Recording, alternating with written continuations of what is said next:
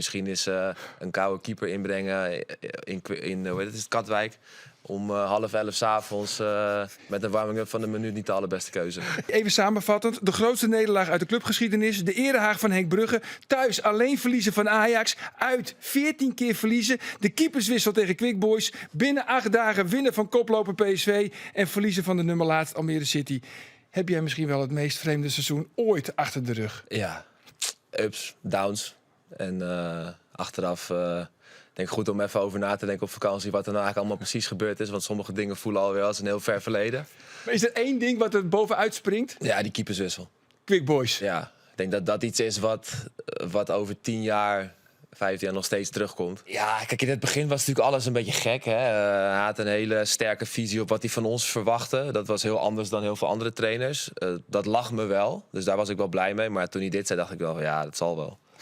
Gaat hij toch niet doen? Ja, weet je, dat is natuurlijk leuk op papier, maar in de praktijk doet hij dat niet. Het duurde ook heel lang eigenlijk. Het duurde ook heel voordat lang het en ik vond dit ook een geforceerd moment, Ja. persoonlijk. Want ik had het eerder begrepen als we het deden bij NAC uit. In die wedstrijd, weet je, dat op het einde kwam met de een of andere hoge bal en die voorzetten. Dan en was die het logischer ingooien. geweest. Had ik logischer gevonden dan bij Quick Boys. Want voor mijn gevoel hadden we toen die wedstrijd na die 2-1 onder controle.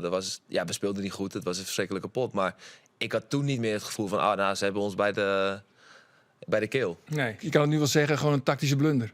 Ja, dat denk ik wel. Ja. En hij Ja. zal het zelf niet toegeven. Maar waarschijnlijk had hij zelf ook zoiets van, misschien is een koude keeper inbrengen in hoe heet het, is het Katwijk. Om 10:30 s'avonds met een warming-up van een minuut niet de allerbeste keuze.